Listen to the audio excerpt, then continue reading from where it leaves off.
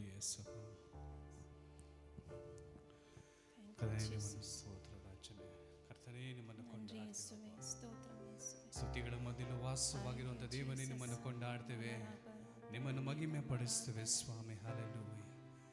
ಕರ್ತನನ್ನು ಮಹಿಮೆ ಪಡಿಸೋಣ. ಆತನ ಒಂದು ಸಮ್ಮುಖದಲ್ಲಿ ಆತನ ನಾಮವನ್ನು ಮಹಿಮೆ ಪಡಿಸೋದಕ್ಕೆ ದೇವರು ನಮ್ಮನ್ನು ಆರಿಸಿಕೊಂಡಿದ್ದಕ್ಕಾಗಿ ದೇವರನ್ನು ಮಹಿಮೆ ಪಡಿಸೋಣ. ಒಳ್ಳೆಯ ಸಮಯದಲ್ಲಿ ಆತನ ನಾಮವನ್ನು ಮಹಿಮೆ ಪಡಿಸೋಣ. ಹಲ್ಲೆಲೂಯಾ. ನನ್ರಿ ಅಪ್ಪ. ಹಲ್ಲೆಲೂಯಾ. ದೇವರು ನನಗೆ ಆಶ್ರಯ ದುರ್ಗ, ಸಂಕಟದಲ್ಲಿ ಸಿದ್ಧ ಸಹಾಯಕ, ಕಡಲಲ್ಲಿ ಗುಡ್ಡಗಳು ಮುಳುಗಿದರು ಭಯವಿಲ್ಲ, ಈ ಭೂಮಿ ಅಳಿದರು ನನಗೇನು ಭಯವಿಲ್ಲ. ದೇವರು ನನಗೆ ಆಶ್ರಯ ದುರ್ಗ,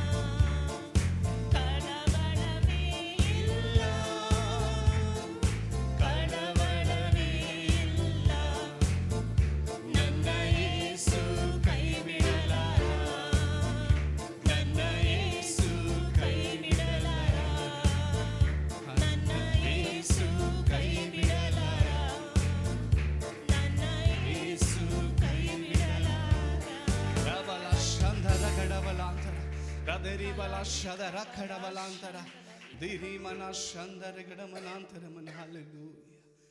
ನಮ್ಮ ಮಧ್ಯದಲ್ಲಿ ಜೀವಿಸುವ ದೇವರೇ, ಹಲ್ಲೆಲೂಯಾ. ನಿನಗೆ ಮಹಿಮೆ ಉಂಟಾಗಲಿ ಅಪ್ಪ. Thank you Jesus. 9 ತಿಂಗಳು ಕಣ್ಣಿನ ಕರ್ಮಣಿಯಂತೆ 10 ತಿಂಗಳು ನಮ್ಮನ್ನು ನಡೆಸಿದಂಥ ದೇವರು, ಎಲ್ಲ ಪರಿಸ್ಥಿತಿಯಲ್ಲೂ ಆತನ ಕೃಪೆ ನಮ್ಮನ್ನು ನಡೆಸಿಕೊಂಡು ಬಂದಿತು. ಕಷ್ಟದ ಸಮಯದಲ್ಲಿ, ನಿಂದೆಯ ಸಮಯದಲ್ಲಿ, ಸಂತೋಷವಾಗಿರಬೇಕಾದ್ರೂ ಎಲ್ಲ ಸಮಯದಲ್ಲೂ ಆತನ ಕೃಪೆ ಮಾತ್ರ ನಮ್ಮನ್ನು ನಡೆಸಿತು. ಆದ್ರಿಂದಲೇ ಅಪೊಸ್ತಲನಾಗಿರುವ ಪೌಲನು ಹೇಳ್ತಾನೆ, ಕ್ರಿಸ್ತನ ಪ್ರೀತಿಯಿಂದ ನಮ್ಮನ್ನು ಅಗಲಿಸುವುದು ಯಾವುದು? ಹಲ್ಲೆಲೂಯಾ. ಇವಾಗಿರುವ ಪರಿಸ್ಥಿತಿಯೋ, ಮುಂದೆ ಬರುವ ಪರಿಸ್ಥಿತಿಯೋ, ದೇವದೂತರೋ ದುರಾತ್ಮಗಳೋ ಯಾವುದೂ ಕ್ರಿಸ್ತನ ಪ್ರೀತಿಯಿಂದ ನಮ್ಮನ್ನು ಅಗಲಿಸಲು ಸಾಧ್ಯವಿಲ್ಲ ಎಂಬುದಾಗಿ. ಹಲ್ಲೆಲೂಯಾ.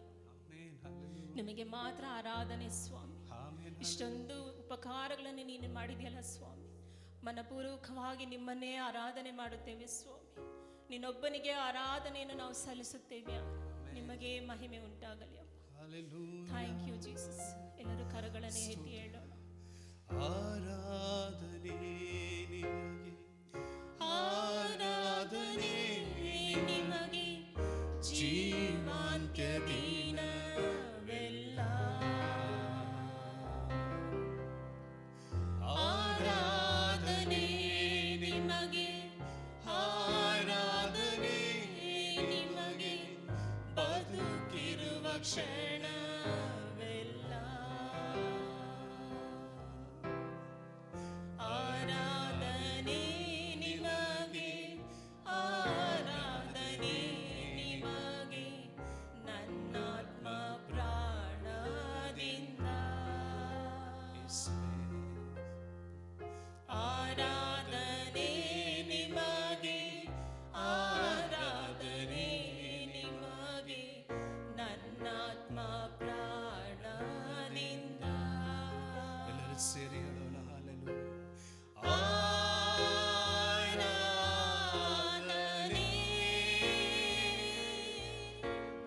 ಆರಾಧನೆ,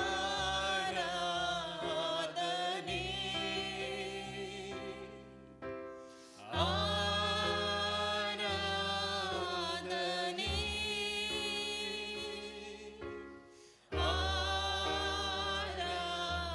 ಆರಾಧನೆ, ಆರಾಧನೆ ನಿಮಗೆ, ಆರಾಧನೆ ನಿಮಗೆ, ನನ್ನಾತ್ಮ ಪ್ರಾಣದಿಂದ. ಆರಾಧನೆ ನಿಮಗೆ, ಆರಾಧನೆ ನಿಮಗೆ, ನನ್ನಾತ್ಮ ಪ್ರಾಣದಿಂದ. ನನ್ನನ್ನು ನಡೆಸುವೆ, ನನ್ನನ್ನು ನಡೆಸುವೆ, ನನ್ನನ್ನು ಕಾಯುವೆ, ನಿಮಗೆ ಆರಾಧನೆ.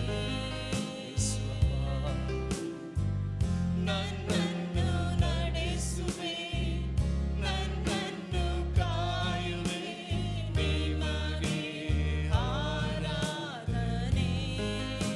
ಹಲ್ಲೆಲೂಯಾ. ನನ್ನ ಕಣ್ಣು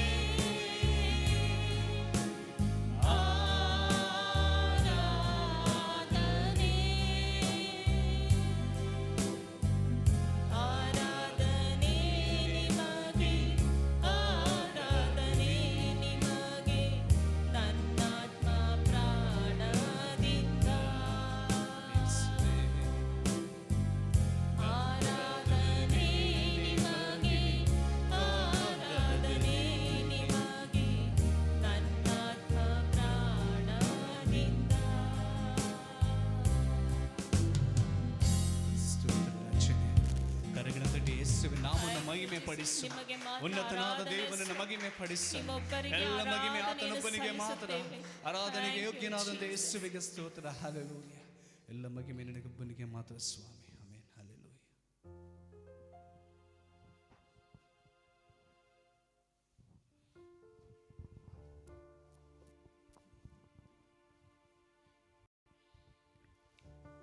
ಮತ್ತೊಂದು ಆವರ್ತಿ ಬಲವಾಗಿ ಕರಗಳನ್ನು ತಟ್ಟಿ ಆತನ ಮಹಿಮೆ ಪಡಿಸೋಣ. ಹಲ್ಲೆಲೂಯ. ಸ್ತೋತ್ರಪ್ಪ. Thank you Lord. ನಿಮಗೆ ಆರಾಧನೆ ಅಪ್ಪ. ಆತನ ಪ್ರಸನ್ನತೆಗಾಗಿ ಸ್ತೋತ್ರ.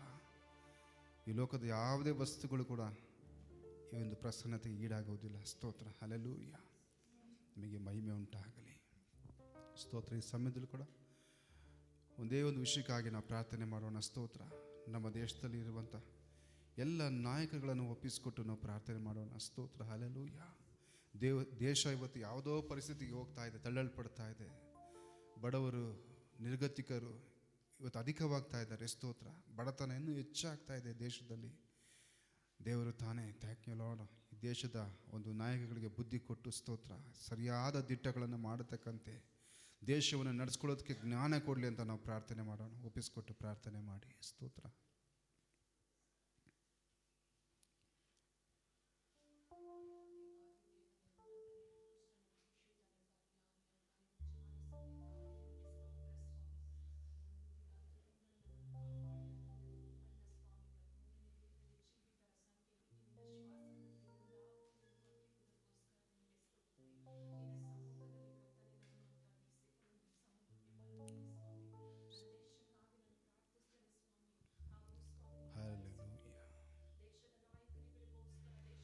Thank you, Father. Stotra. Hallelujah. Worship you, Holy Spirit. Kalava Shandara Hola Bakira Mana Tarava Shandare Kara. Stotra, Daddy. Stotra. Stotra, Daddy. Stotra. Hallelujah. ಸ್ತೋತ್ರ. Hallelujah. Yes. Yes, Daddy.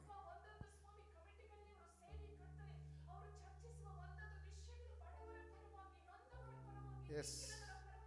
Kalaba Shandara Bala Siandare Tala. Thank you, Holy Spirit. ನಮ್ಮ ಜೊತೆಯಲ್ಲಿ ಮಾತನಾಡುವಂಥ ಯೇಸು ಕ್ರಿಸ್ತನನ್ನು ನಮ್ಮ ಮಧ್ಯದಲ್ಲಿ ನಾವು ಬರಮಾಡಿಕೊಳ್ಳೋಣ. ಆದಿಯಲ್ಲಿ ವಾಕ್ಯವಿತ್ತು, ಆ ವಾಕ್ಯವು ದೇವರ ಬಳಿಯಲ್ಲಿತ್ತು, ಆ ವಾಕ್ಯವೇ ದೇವರಾಗಿತ್ತು ಎಂದು ಯೋಹಾನನು ಬರೆದ ಸುವಾರ್ತೆಯಲ್ಲಿ ನಾವು ಓದಬೇಕಾದ್ರೆ, ಇವತ್ತು ನಾವು ಓದುವಂಥ ವಾಕ್ಯವು, ನಾವು ಕೇಳುವಂಥ ವಾಕ್ಯವು ದೇವರ ಬಾಯಿಂದ ಬಂದಂಥ ವಾಕ್ಯಗಳಾಗಿರುತ್ತೆ. ನಮ್ಮ ಜೊತೆಯಲ್ಲಿ ನೀವು ಮಾತನಾಡುವುದಕ್ಕೋಸ್ಕರ ಸ್ತೋತ್ರ ಕರ್ತನೆ. ಇಲ್ಲಿ ಸೇರಿರುವಂಥ ನಮ್ಮೆಲ್ಲರನ್ನು, ವಾಕ್ಯವನ್ನು ಕೇಳುವಂತೆ ಎಲ್ಲರನ್ನು ನಿಮ್ಮ ಪ್ರಸನ್ನತೆಯಲ್ಲಿ ಪರಿಶುದ್ಧಾತ್ಮನಿಂದ ತುಂಬಿಸಿ ನಡೆಸುವುದಕ್ಕೋಸ್ಕರ ಸ್ತೋತ್ರ. ನಿಮಗೆ ಮಾತ್ರವೇ ಮಹಿಮೆ ಉಂಟಾಗಲಿ, ಯೇಸುವಿನ ನಾಮದಲ್ಲಿ ಕರ್ತನೆ. Amen, amen. ನಾವು ಮತ್ತಾಯನು ಬರೆದ ಸುವಾರ್ತೆ 9ನೇ ಅಧ್ಯಾಯ 13ನೇ ವಾಕ್ಯವನ್ನು ನಾವು ಓದೋಣ.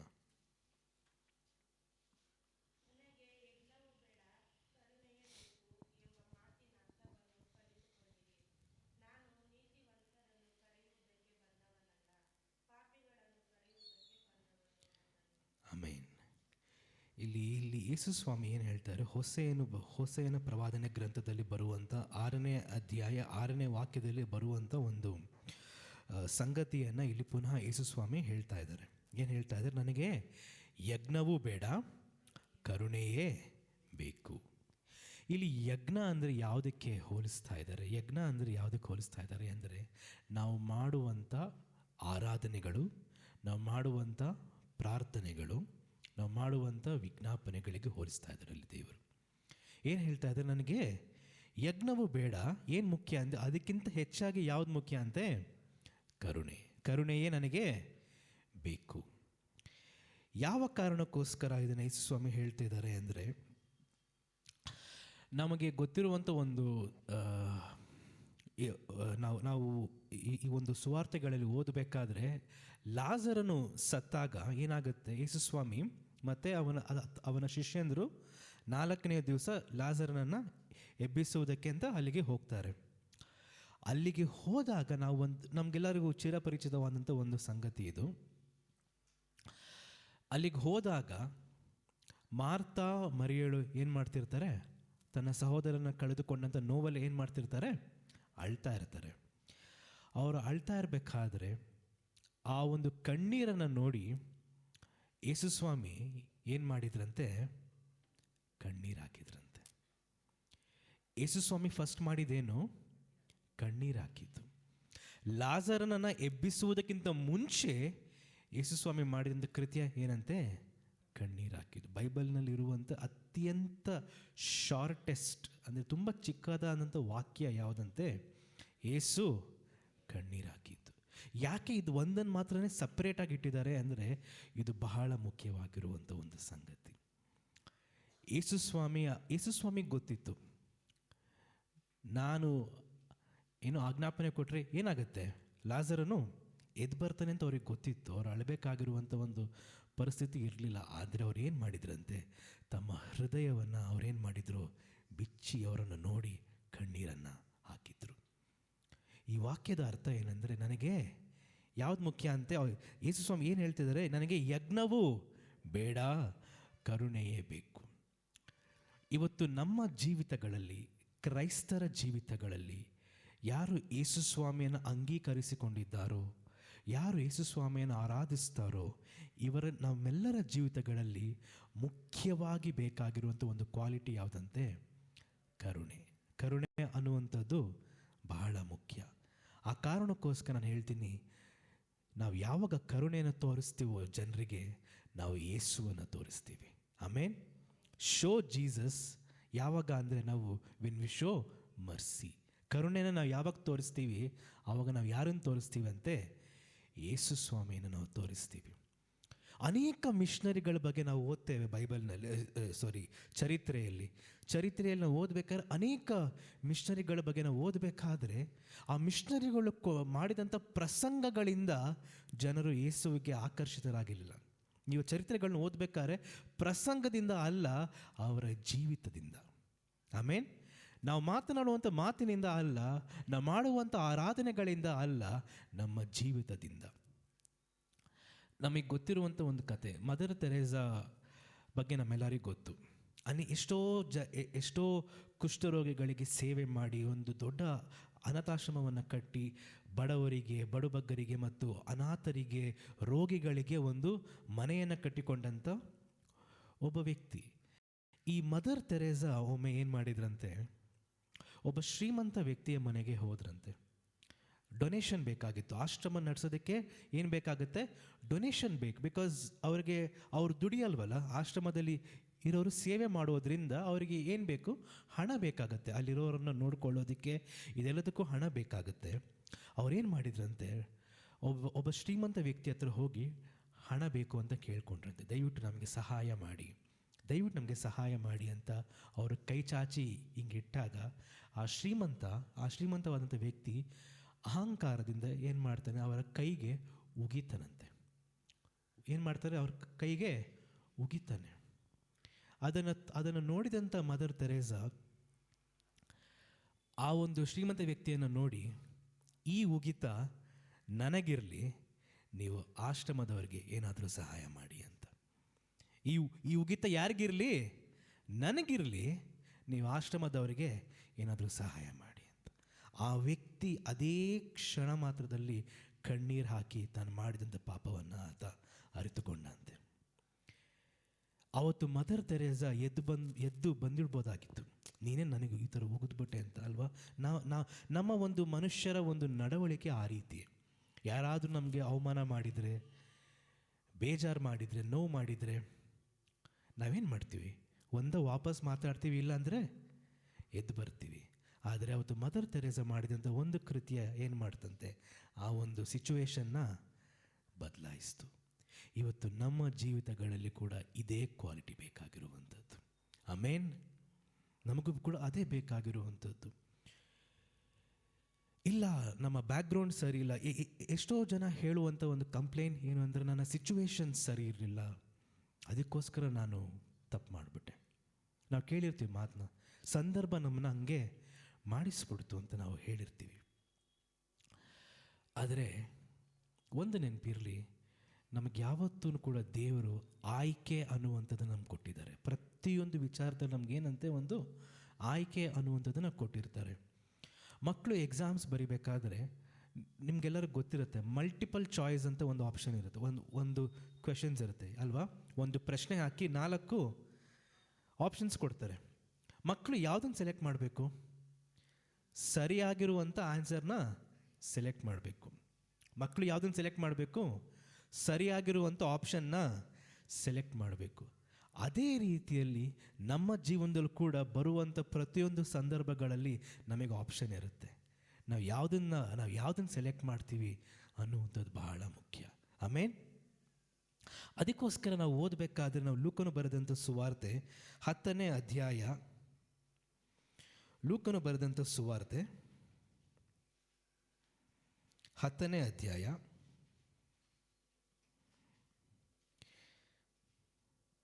25ನೇ ವಾಕ್ಯದಿಂದ ನಾವು ಓದಬೇಕಾದ್ರೆ ಇದು ಯಾವುದ್ರ ಬಗ್ಗೆ ಮಾತನಾಡುತ್ತೆ? ಒಳ್ಳೆಯ ಸಮಾರ್ಯ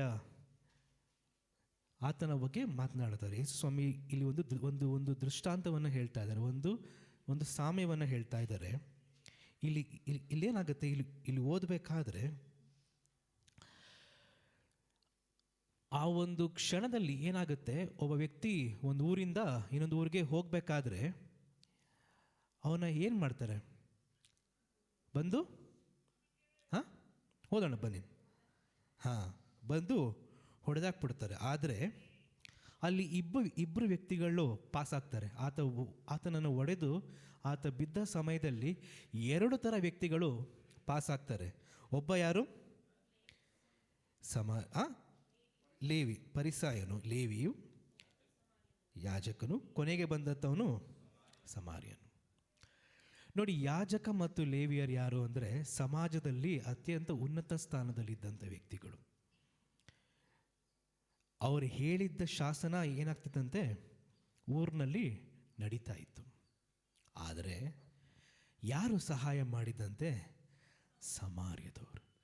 ಸಮಾರ್ಯ ಪಟ್ಟಣ ಯಾವ ಪಟ್ಟಣ? ಒಂದು ಕೀಳು ಜನಾಂಗದ ಒಂದು ಪಟ್ಟಣ. ಆಗಿನ ಕಾಲದ ಒಂದು ಪ್ರಾಕ್ಟೀಸಲ್ಲಿ ಏನಿತ್ತಂತೆ, ಅವರು ಸಮಾರ್ಯ ಅಂದರೆ ಅವರು ಒಂಥರ ಕೀಳು ಜಾತಿಯವರು, ಕೀಳು ಜನಾಂಗದವರು ಅಂತ.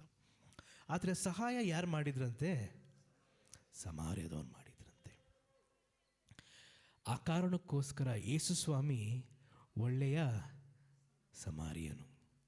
ಯೇಸು ಸ್ವಾಮಿ ಒಳ್ಳೆಯ ಲೇವಿಯನು ಅಂತ ಬರಲಿಲ್ಲ. ಆತ ಮಹಾಯಾಜಕನಾದ, ಆದರೆ ಒಳ್ಳೆಯ ಸಮಾರ್ಯನು ಯಾರಾದರಂತೆ? ಯೇಸು ಸ್ವಾಮಿ. ಇವತ್ತು ನಾವು ಕೂಡ ನಮ್ಮ ಜೀವಿತಗಳಲ್ಲಿ ನಡೆಯುವಂಥ ಒಂದು ಏನಂತ ಸಂದರ್ಭಗಳಲ್ಲಿ ನಾವು ಯಾವಾಗ ಕರುಣೆಯನ್ನು ತೋರಿಸ್ತೀವೋ, ನಾವು ಯಾರನ್ನು ತೋರಿಸ್ತೀವಿ ಅಂತೆ? ಯೇಸು ಸ್ವಾಮಿಯನ್ನು. ಈ ಒಂದು ದೃಷ್ಟಾಂತದಲ್ಲಿ ಒಬ್ಬ ಸಮಾರ್ಯದವನು ಮಾಡಿದ ಕಾರಣಕ್ಕೋಸ್ಕರ ಯೇಸು ಸ್ವಾಮಿ ಆ ಸಮಾರ್ಯನನ್ನು ಏನು ಮಾಡಿದ್ರಂತೆ? ರೆಪ್ರೆಸೆಂಟ್ ಮಾಡ್ಕೊಂಡ್ರಂತೆ, ನಾನೇ ಆ ಸಮಾರ್ಯದವನು ಅಂತ ಅಲ್ವಾ. ಇವತ್ತು ನಾವು ಕರುಣೆ ತೋರಿಸಿದಾಗ ನಮ್ಮನ್ನು ಯಾರು ರೆಪ್ರೆಸೆಂಟ್ ಮಾಡ್ತಾರಂತೆ? ಯೇಸು ಸ್ವಾಮಿ. ನಮ್ಮನ್ನು ಯಾರು ರೆಪ್ರೆಸೆಂಟ್ ಮಾಡ್ತಾರೆ? ಯೇಸು ಸ್ವಾಮಿ. ಆ ಕಾರಣಕ್ಕೋಸ್ಕರ ಒಂದು ಮಾತು ಹೇಳ್ತಾರೆ, ಈ ಲೋಕದ ಜನರು 4 ಸುವಾರ್ತೆಗಳನ್ನು ಓದಲಿಲ್ಲ, ಆದರೆ ಅವರು ನಮ್ಮನ್ನು ಓದ್ತಾರೆ ಅಂತ. ಈ ಲೋಕದ ಜನರು 4 ಸುವಾರ್ತೆಗಳನ್ನ ಓದಲಿಲ್ಲ, ಅವ್ರು ಯಾವುದನ್ನು ಓದ್ತಾರಂತೆ? ನಮ್ಮನ್ನು ಓದ್ತಾರೆ. ನಮ್ಮಲ್ಲಿ ಕರುಣೆ ಇದೆಯಾ? ನಾವು ಕರುಣೆಯನ್ನು ತೋರಿಸ್ತಾ ಇದ್ದೇವೆ ಜನರಿಗೆ, ಸಭೆಯವರಿಗೆ, ಸಭೆಯ ಹೊರಗಿನವರಿಗೆ, ವಿಶ್ವಾಸಿಗಳಿಗೆ, ಅವಿಶ್ವಾಸಿಗಳಿಗೆ, ಎಲ್ಲರಿಗೂ ನಾವೇನು ಮಾಡಬೇಕಂತೆ? ಕರುಣೆಯನ್ನು ತೋರಿಸಬೇಕು. ಆಮೇನ್. ನಾವು ಮುಂದೆ ಓದಬೇಕಾದ್ರೆ ನಮಗೆ ಗೊತ್ತಿರುವಂಥ ಇನ್ನೊಂದು ಸಂಗತಿ, ಯೋಹಾನನು ಬರೆದಂಥ ಸುವಾರ್ತೆ 8ನೇ ಅಧ್ಯಾಯ. ಇದನ್ನು ಓದೋದು ಬೇಡ, ಜಸ್ಟ್ ತೆಗೆದಿಟ್ಕೊಂಡಿರೋಣ. ಯೋಹಾನನು ಬರೆದ ಸುವಾರ್ತೆ 8ನೇ ಅಧ್ಯಾಯ 1ರಿಂದ 11ನೇ ವಾಕ್ಯ. ಪಾಪದಲ್ಲಿ ಸಿಕ್ಕಿ ಹಾಕಿಕೊಂಡಂಥ ಒಬ್ಬ ಹೆಂಗಸಿನ ಒಂದು ವಿಷಯ ಇದು ಅಲ್ವಾ. ಇಲ್ಲೇನಾಗುತ್ತೆ, ಅವಳು ಪಾಪದಿಂದ ಸಿಕ್ಕಿ ಹಾಕಿಕೊಂಡಿದ್ದ ಕಾರಣಕ್ಕೋಸ್ಕರ ಮೋಶೆಯ ಧರ್ಮಶಾಸ್ತ್ರದ ಪ್ರಕಾರ ಒಂದು ಧರ್ಮೋಪದೇಶ ಇತ್ತು. ಏನಿತ್ತು? ಒಂದು ಲಾ ಇತ್ತು. ಏನದು? ಪಾಪದಲ್ಲಿ ಯಾರು ಸಿಕ್ಕಾಕೊಳ್ತಾರೋ, ವ್ಯಭಿಚಾರದಲ್ಲಿ ಯಾರು ಸಿಕ್ಕಾಕೊಳ್ತಾರೋ ಅವ್ರನ್ನ ಕಲ್ಲಿಂದ ಹೊಡೆದು ಸಾಯಿಸಬೇಕು. ಆವಾಗ ಯೇಸುಸ್ವಾಮಿ ಏನು ಹೇಳ್ತಾರೆ ಅಲ್ಲಿರುವಂಥ ಜನರಿಗೆ, ನಿಮ್ಮಲ್ಲಿ ಯಾರು ಪಾಪ ಮಾಡಲಿಲ್ಲವೋ ಅವರು ಮೊದಲನೇ ಕಲ್ಲನ್ನು ಎಸೆಯಿರಿ. ಅಲ್ಲಿ ಪಾಪ ಮಾಡದೇ ಇದ್ದಂಥ ಏಕೈಕ ವ್ಯಕ್ತಿ ಯಾರಂತೆ? ಯೇಸುಸ್ವಾಮಿ ಮಾತ್ರ. ಅವತ್ತು ಯೇಸುಸ್ವಾಮಿ ಅಲ್ಲಿ ಅವ್ರೇನು ಮಾಡ್ಬೋದಾಗಿತ್ತು? ನಾನೊಬ್ಬನೇ ಪಾಪ ಮಾಡಿಲ್ಲದೆ ಇರುವಂಥ ವ್ಯಕ್ತಿ ಅಂತ ಅವ್ರು ಕಲ್ ತಗೊಂಡು ಹೊಡಿಬೋದಾಗಿತ್ತು ಅಲ್ವಾ? ಅದನ್ನು ಅವ್ರು ಮಾಡಿದಿದ್ರೆ ಅದು ಯಾವುದಕ್ಕೆ ಸಮಾನ? ಯಜ್ಞಕ್ಕೆ ಸಮಾನ. ಯಾಕಂದರೆ ಯಜ್ಞ ಅಂದರೆ ಏನು? ನಾವು ಮಾಡುವಂಥ ಏನಂತಾರೆ ಆತ್ಮಿಕ ಕೃತ್ಯಗಳು ಅಂತ ಕರಿಬೋದು ನಾವು. ಅಥವಾ ಆಗಿನ ಕಾಲದಲ್ಲಿ ಮೋಶೆಯ ಧರ್ಮಶಾಸ್ತ್ರವನ್ನು ಪಾಲಿಸುವುದನ್ನು ಸ್ಮಾಲ್ ಆಗಿ ಯಜ್ಞ ಅಂತ ಕರಿತಾ ಇದ್ರು. ಯಜ್ಞ ಅಂದರೆ ಅವ್ರು ಮಾಡುವಂಥ ಕೃತ್ಯಗಳು. ಯೇಸುಸ್ವಾಮಿ ಕಲ್ಲನ್ನು ಎಸಿಬೋದಾಗಿತ್ತು, ಆದರೆ ಅವ್ರೇನು ಮಾಡಿದ್ರಂತೆ? ಏನು ತೋರಿಸಿದ್ರು ಅವತ್ತು? ಕರುಣೆಯನ್ನು ತೋರಿಸಿದ್ರು. ಕೊನೆಯ ವಾಕ್ಯ ಏನು ಹೇಳುತ್ತೆ? 11ನೇ ವಾಕ್ಯ,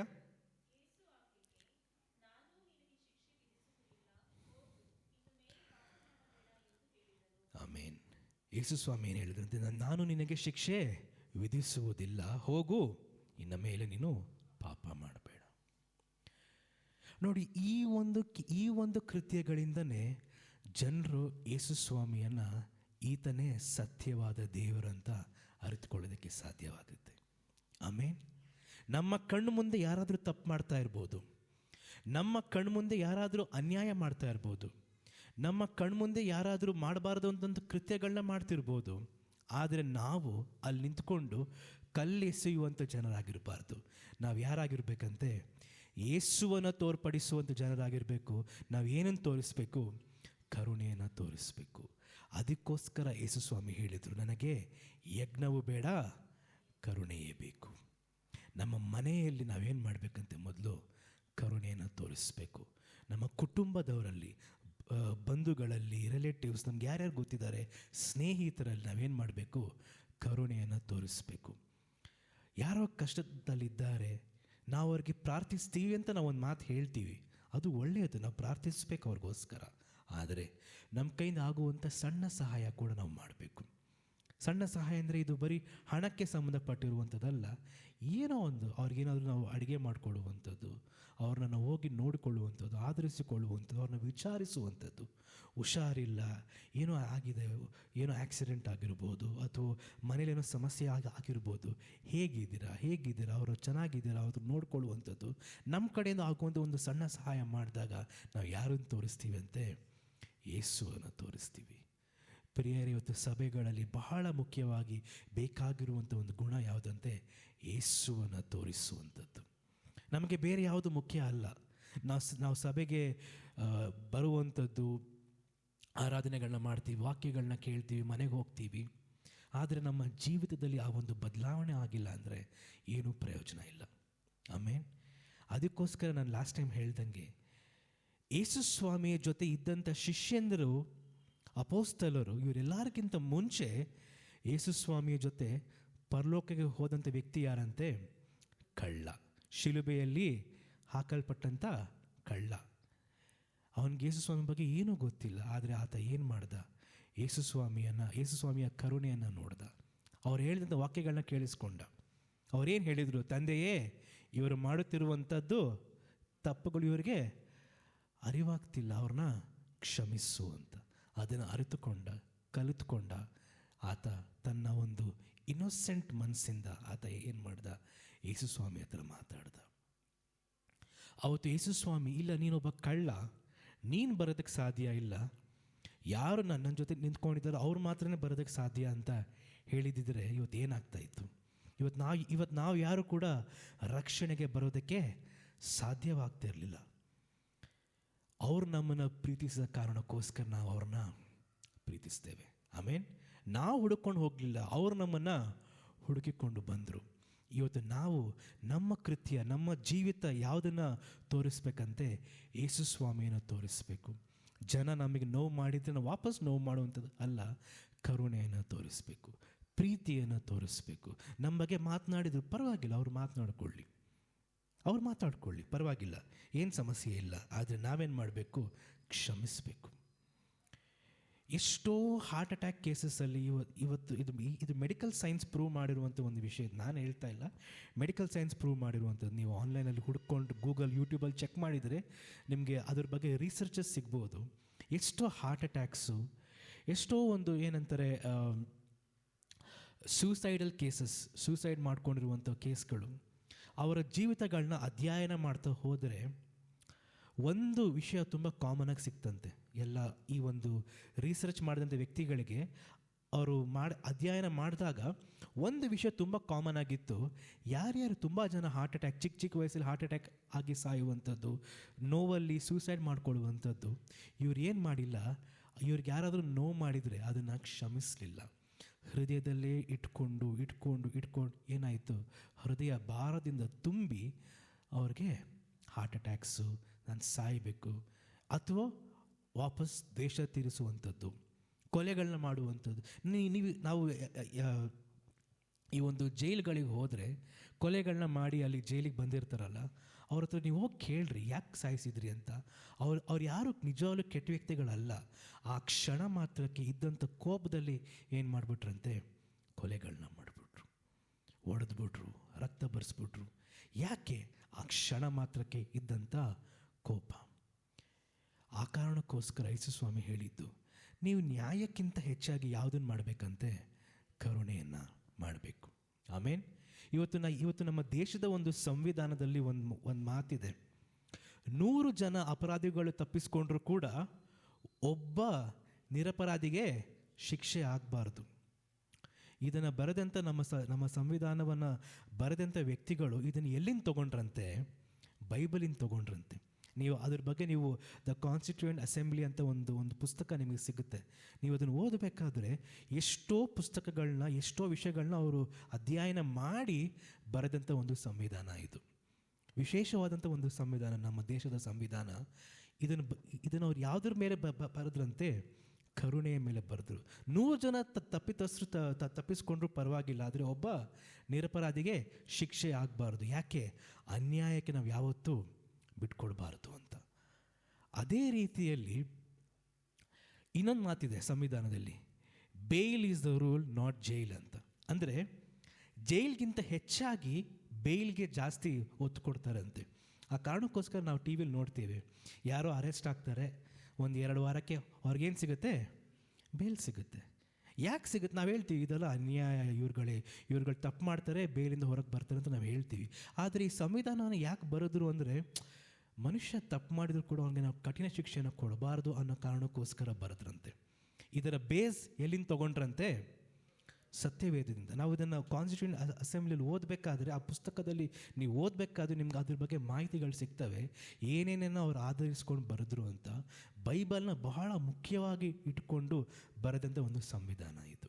ಆ ಕಾರಣಕ್ಕೋಸ್ಕರನೇ ಎಷ್ಟೋ ಏನಂತಾರೆ, ಕೈದಿಗಳಿಗೆ ಅವರ ಒಳ್ಳೆಯ ನಡವಳಿಕೆಗಳ ಕಾರಣಕ್ಕೋಸ್ಕರ ಅವ್ರಿಗೆ ಒಂದು 14 ವರ್ಷ ಅಂತ ಇದ್ದರೂ ಕೂಡ ಕಮ್ಮಿ ಟೈಮಲ್ಲಿ ಅವ್ರನ್ನ ರಿಲೀಸ್ ಮಾಡುವಂಥದ್ದು ಕೂಡ ನಡೆಯುತ್ತೆ ನಮ್ಮ ದೇಶದಲ್ಲಿ. ಯಾವ ಕಾರಣಕ್ಕೋಸ್ಕರ? ಈ ಒಂದು ಕಾರಣಕ್ಕೋಸ್ಕರ. ಆದರೆ ಇದನ್ನು ನಾವು ಪ್ರತಿದಿನ ಓದುವಂಥ ನಮ್ಮಲ್ಲಿ ಇದು ಹೆಚ್ಚಾಗಿ ಕಾಣಿಸ್ಕೊಳ್ಬೇಕು. ಆಮೇನ್. ಕರುಣೆ ಅನ್ನುವಂಥದ್ದು ಬಹಳ ಮುಖ್ಯವಾಗಿರುವಂಥದ್ದು. ಆ ಕಾರಣಕ್ಕೋಸ್ಕರ ಕೊಲೊಸ್ಸೆಯರಿಗೆ ಬರೆದಂಥ ಪತ್ರಿಕೆ 3ನೇ ಅಧ್ಯಾಯ 13ನೇ ವಾಕ್ಯವನ್ನು ನಾವು ಓದೋಣ. ಕೊಲೊಸ್ಸೆಯರಿಗೆ ಬರೆದಂಥ ಪತ್ರಿಕೆ 3ನೇ ಅಧ್ಯಾಯ 13ನೇ ವಾಕ್ಯ.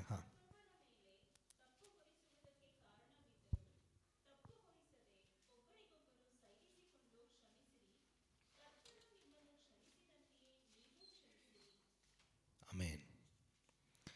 ನೋಡಿ, ಮತ್ತೊಬ್ಬನ ಮೇಲೆ ತಪ್ಪು ಹೊರಿಸುವುದಕ್ಕೆ ಕಾರಣವಿದ್ದರು. ಇರುತ್ತೆ ಅಲ್ವಾ? ನಮ್ಮ ಜೀವಿತಗಳಲ್ಲಿ ಇನ್ನೊಬ್ಬರ ಮೇಲೆ ತಪ್ಪು ಹೊರಿಸೋದಕ್ಕೆ ಕಾರಣ ಇದ್ದೇ ಇರುತ್ತೆ. ಆದರೆ ವಾಕ್ಯ ಏನು ಹೇಳುತ್ತೆ?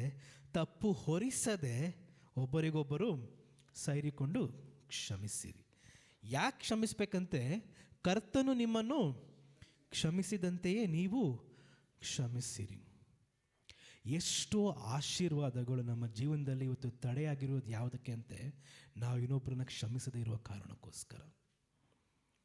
ಎಷ್ಟೋ ಆಶೀರ್ವಾದಗಳು ನಾವಿಲ್ಲಿ ಬರ್ತೀವಿ, ದೇವರ ಒಂದು ಕರ್ತನ ಮೇಜಿನಲ್ಲಿ ನಾವು ಪಾಲ್ಗೊಳ್ಬೇಕಾದ್ರೆ, ಪವಿತ್ರ ಭೋಜನವನ್ನು ನಾವು ತೆಗೆದುಕೊಳ್ಬೇಕಾದ್ರೆ ಇಲ್ಲಿ ಹೇಳ್ತಾರೆ ಅಲ್ವಾ, ನಾವು ಯಾರನ್ನಾದರೂ ಕ್ಷಮಿಸಿಲ್ಲ ಅಂದರೆ ನಾವು ಅವ್ರನ್ನ ಏನು ಮಾಡಬೇಕು?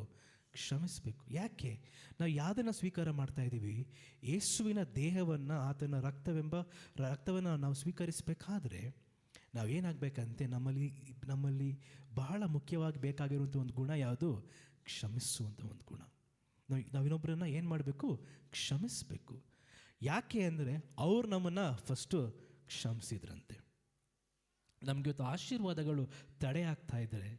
ಇವತ್ತು ನಮ್ಮ ಸುತ್ತಮುತ್ತಲಿನ ಒಂದು ಸಂದರ್ಭಗಳು ಚೇಂಜೇ ಆಗ್ತಾ ಇಲ್ಲ. ನೀವು ಅಂದ್ಕೊಳ್ಬೋದು, ಪ್ರಾರ್ಥನೆ ಮಾಡ್ತೀನಿ ಅಂದರೂ ಏನು ಬದಲಾವಣೆ ಆಗ್ತಾಯಿಲ್ಲ, ಪರಿಸ್ಥಿತಿಗಳು ಮಾರ್ಪಾಡಾಗ್ತಾ ಇಲ್ಲ, ಎಲ್ಲ ಹಾಗೇ ಇದೆ ಅಂತ ನೀವು ಅಂದ್ಕೊಳ್ಬೋದು.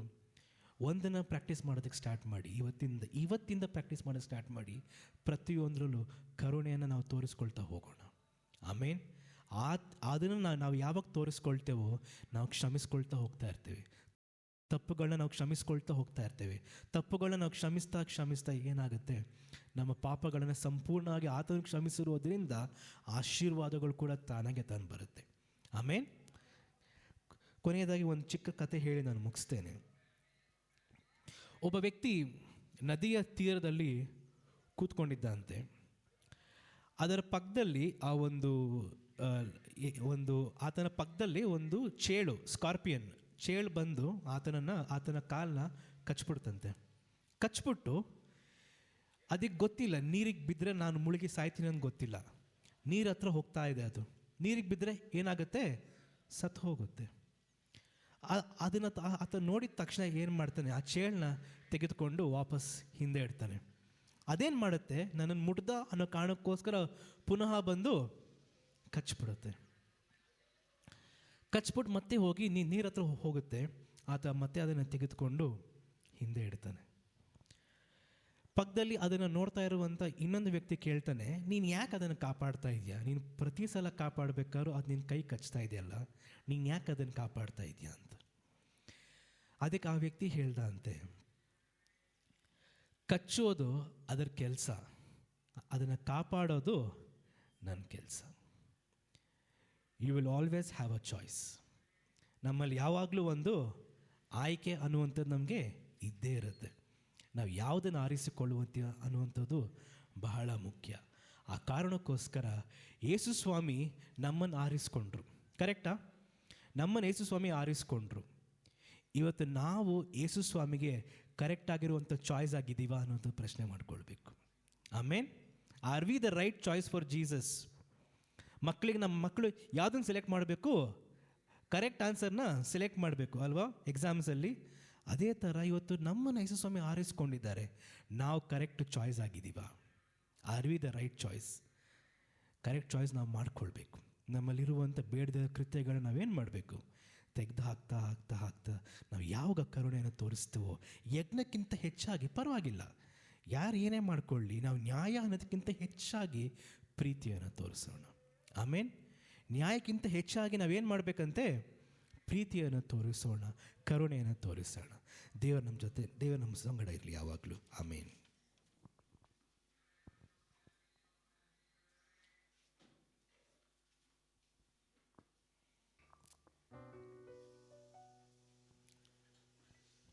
ಸ್ತೋತ್ರ ರಾಜ. ಹಲ್ಲೆಲೂಯಾ. ಎಸ್ ಡ್ಯಾಡಿ, ಇನ್ನು ವಾಕ್ಯ ಹೇಳುವ ಪ್ರಕಾರವಾಗಿ ಸ್ವಾಮಿ, ಯಜ್ಞಕ್ಕಿಂತ ಕರುಣೆಯೇ ಮೇಲು. ಸ್ತೋತ್ರ. ಹಲ್ಲೆಲೂಯಾ.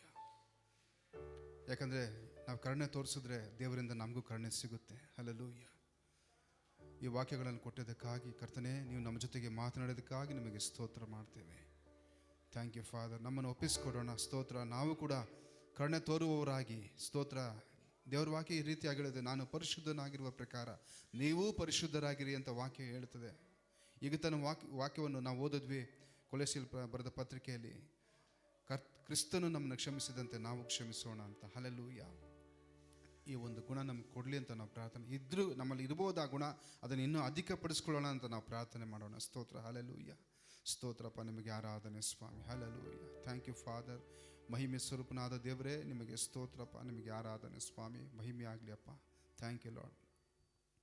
ಈ ಒಂದು ವಾಕ್ಯಗಳನ್ನು ಕೊಟ್ಟಿದ್ದಕ್ಕಾಗಿ, ಈ 1 ಗಂಟೆಯ ಆರಾಧನೆಯನ್ನು ಕರ್ತನೆ ನೀನು ನಿನ್ನ ಒಡೆತನದಲ್ಲಿ ನಡೆಸ್ಕೊಂಡಿದ್ದಕ್ಕಾಗಿ ನಿಮಗೆ ಸ್ತೋತ್ರ ಮಾಡ್ತೇವೆ ದೇವರೇ. ನಿಮಗೆ ಆರಾಧನೆ ಸ್ವಾಮಿ.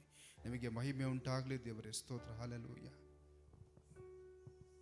Thank you Lord Father. ನಿಮಗೆ ಮಹಿಮೆ ಆಗಲಿ ಅಪ್ಪ. ಸ್ತೋತ್ರ. ನಮ್ಮದಿಲ್ಲಂಥ ಸ್ಯಾಮ್ ಬಂದು ಕೊನೆಯದಾಗಿ ಈ ಒಂದು ಪ್ರಾರ್ಥನೆ ಎಂಡಿಂಗ್ ಮಾಡ್ತಾರೆ. ಸ್ತೋತ್ರ. ಹಲ್ಲೆಲೂಯಾ.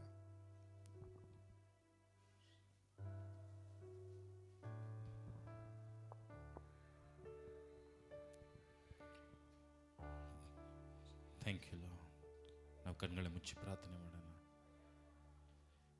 ಈಗ ಕೇಳಲ್ಪಟ್ಟಂಥ ವಾಕ್ಯದ ಪ್ರಕಾರವಾಗಿ ದೇವರ ವಾಕ್ಯ ಹೇಳ್ತದೆ, ಕರುಣೆಯುಳ್ಳವರು ಧನ್ಯರು, ಅವರು ಕರುಣೆಯನ್ನು ಹೊಂದುವರು ಅಂತ. ಯಾಕಂದರೆ ನಮ್ಮ ದೇವರು ಕರುಣೆಯುಳ್ಳ ದೇವರಾಗಿದ್ದಾರೆ, ನಮ್ಮನ್ನು ಕಾಪಾಡುವಂಥ ದೇವರಾಗಿದ್ದಾರೆ, ನಮ್ಮನ್ನು ಕ್ಷಮಿಸುವಂಥ ದೇವರಾಗಿದ್ದಾರೆ. ಆ ದೇವರು ನಮ್ಮೊಂದಿಗೆ ಇಷ್ಟೊತ್ತು ಮಾತನಾಡೋದಕ್ಕಾಗಿ ಸ್ತೋತ್ರ ಮಾಡೋಣ. ಅಪ್ಪ, ನಿನಗೆ ವಂದನೆ ಸಲ್ಲಿಸ್ತೇನೆ ರಚನೆ. ನಿಮ್ಮ ನಾಮವನ್ನು ಹೊಗಳಿ ಕೊಂಡಾಡುತ್ತೇನೆ ರಚನೆ. ಈ ಸುಂದರ ಸಮಯದಲ್ಲಿ ನೀವು ನಮ್ಮೊಂದಿಗೆ ಮಾತನಾಡಿದ್ದಕ್ಕಾಗಿ ಸ್ತೋತ್ರ ರಚನೆ. ಪ್ರತಿಯೊಂದು ಹೃದಯವನ್ನು ದೃಢಪಡಿಸೋದಕ್ಕಾಗಿ ಸ್ತೋತ್ರ ರಚನೆ. ಅಪ್ಪ ರಚನೆ, ನೀವು ನಮ್ಮ ಮೇಲೆ ಕರುಣೆ ಇಟ್ಟಿದ್ದಕ್ಕಾಗಿ ಸ್ತೋತ್ರ ರಚನೆ. ನಿಮ್ಮ ಕರುಣೆ ನಮ್ಮನ್ನು ಆವರಿಸಿಕೊಂಡಿರುವುದಕ್ಕಾಗಿ ಸ್ತೋತ್ರ ರಚನೆ.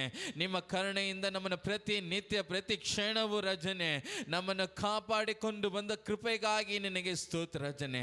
ಈ ದಿನದಲ್ಲಿ ನಡೆಸಿದಂಥ ಎಲ್ಲ ಕರುಣೆಯ ಕಾರ್ಯಕ್ಕಾಗಿ ನಿಮಗೆ ಸ್ತೋತ್ರ ರಚನೆ. ಆರಂಭದಿಂದ ಅಂತ್ಯದವರೆಗೂ ಪರಿಶುದ್ಧಾತ್ಮರ ನೀವು ನಡೆಸಿಕೊಟ್ಟಿದ್ದಕ್ಕಾಗಿ ಸ್ತೋತ್ರ ರಚನೆ. ಆರಾಧನೆ ಭಾಗವನ್ನು ಆಶೀರ್ವದಿಸಿಕೊಟ್ಟಿದ್ದಕ್ಕಾಗಿ ಸ್ತೋತ್ರ ರಚನೆ. ಪ್ರಾರ್ಥನೆಯ ಭಾಗವನ್ನು ಆಶೀರ್ವದಿಸಿಕೊಟ್ಟಿದ್ದಕ್ಕಾಗಿ ಸ್ತೋತ್ರ ರಚನೆ. ಕಾಣಿಕೆ ಭಾಗವನ್ನು ಆಶೀರ್ವದಿಸಿಕೊಟ್ಟಿದ್ದಕ್ಕಾಗಿ ಸ್ತೋತ್ರ ರಚನೆ. ಅದಕ್ಕೆಲ್ಲದಕ್ಕಿಂತ ಮಿಗಿಲಾಗಿ ರಚನೆ ನೀವು ನಮಗೆ ಕೊಟ್ಟಂತ ಮನ್ನಕ್ಕಾಗಿ ಸ್ತೋತ್ರ ರಚನೆ. ಅಪ್ಪ, ಈ ರೀತಿ ವಾಕ್ಯಗಳು ಇನ್ನೂ ನಮಗೆ ದೃಢವಾಗಿ ನಿಲ್ಲಲಿ ರಚನೆ. ಅಪ್ಪ, ಇಲ್ಲಿ ಬಂದಿರೋ ಪ್ರತಿಯೊಬ್ಬರು ನಿಮ್ಮ ಕರದಲ್ಲಿ ಒಪ್ಪಿಸ್ಕೊಡ್ತೇನೆ ರಚನೆ. ಬಂದಂತೆ ಯಾರು ಹಿಂತಿರುಗಿ ಹೋಗದಂತೆ ನಿಮ್ಮ ವಾಕ್ಯಗಳನ್ನು ದೃಢವಾಗಿ ಹಿಡಿದುಕೊಳ್ಳಲಿ ರಚನೆ. ಪ್ರತಿಯೊಬ್ಬರು ತಮ್ಮ ಹೃದಯದ ಹಲಗೆ ಮೇಲೆ ಈ ವಾಕ್ಯಗಳನ್ನು ಬರೆದಿಟ್ಟುಕೊಳ್ಳಲಿ ಅಪ್ಪ. ಆ ರೀತಿ ಮಾಡು ನನ್ನ ಪ್ರಾರ್ಥನೆ ರಚನೆ. ಚಿಕ್ಕ ಮಕ್ಕಳಿಂದ ದೊಡ್ಡವರೆಗೂ ನಿಮ್ಮ ಕರದಲ್ಲಿ ಒಪ್ಪಿಸ್ಕೊಡ್ತೇನೆ. ವಾಕ್ಯವನ್ನು ಹಂಚಿಕೊಂಡ ಸಹೋದರನೇ ಕರದಲ್ಲಿ ಒಪ್ಪಿಸ್ಕೊಡ್ತೇನೆ. ಮಗನು ಅತಿ ಹೆಚ್ಚೆಚ್ಚಾಗಿ ಉಪಯೋಗಿಸು ಎಂದು ನಾನು ಪ್ರಾರ್ಥನೆ. ಅನೇಕ ಜನಗಳ ಮಧ್ಯದಲ್ಲಿ ಇನ್ನೂ ಉಪಯೋಗಿಸು ಎಂದು ನಾನು ಪ್ರಾರ್ಥನೆ ರಚನೆ. ಎಲ್ಲ ಕಾರ್ಯವನ್ನು ರಚನೆ ಕರೆದು ಒಪ್ಪಿಸಿಕೊಂಡಿರ್ತೇನೆ. ಪ್ರತಿಯೊಬ್ಬರನ್ನು ಯೇಸು ಕ್ರಿಸ್ತನ ನಾಮದಲ್ಲಿ ನಾನು ಆಶೀರ್ವದಿಸ್ತೇನೆ ರಚನೆ. ನೀನು ಮಾಡಿದ್ದಕ್ಕಾಗಿ ಸ್ತೋತ್ರ ರಚನೆ. ಎಲ್ಲವನ್ನ ನಿನ್ನ ಕರೆದಲ್ಲಿ ಒಪ್ಪಿಸಿಕೊಡ್ತೇನೆ. ಯೇಸು ಕ್ರಿಸ್ತನ ಮುದ್ದಾದ ನಾಮದಲ್ಲಿ ಪ್ರಾರ್ಥನೆ ಬೇಡಿ ಹೊಂದಿದ್ದೇನೆ ಪರಲೋಕದ ತಂದೆಯೇ. ಎಲ್ಲ ಕಣ್ಗಳು ಮುಚ್ಚಿ ಹಾಗೆ ಎಲ್ಲ ಒಮ್ಮನಸ್ಸಿನಿಂದ ಏಕಮನಸ್ಸಿನ ಎಲ್ಲರೂ ಸೇರಿ ಹೇಳೋಣ. ನನ್ನ ಮನೆವೇ ಯೆಹೋವನನ್ನು ಕೊಂಡಾಡು, ನನ್ನ ಸರ್ವೇಂಗೆ ಆತನ ನಾಮವನ್ನು ತಗ್ಗಿಸಲಿ. ನನ್ನ ಮನವೇ ಯೆಹೋವನನ್ನು ಕೊಂಡಾಡು, ಆತನು ಮಾಡಿದ ಸಕಲ ಉಪಕಾರಗಳನ್ನು ಒಂದನ್ನು ಮರೆಯಬೇಡ. ಯೇಸು ಕ್ರಿಸ್ತುವಿನ ರಕ್ತಂ ಜಯ, ಯೇಸು ಕ್ರಿಸ್ತುವಿನ ರಕ್ತಂ ಜಯ, ಯೇಸು ಕ್ರಿಸ್ತುವಿನ ರಕ್ತಂ ಜಯ. ಆಮೆನ್. ಒಬ್ಬರಿಗೊಬ್ಬರು ಕೈ ಕೊಟ್ಟು ದೇವರ ನಾಮದಲ್ಲಿ ಅವನು ವಂದಿಸಿ ಕರ್ತನು ನಿಮ್ಮನ್ನು ಆಶೀರ್ವದಿಸಲಿ.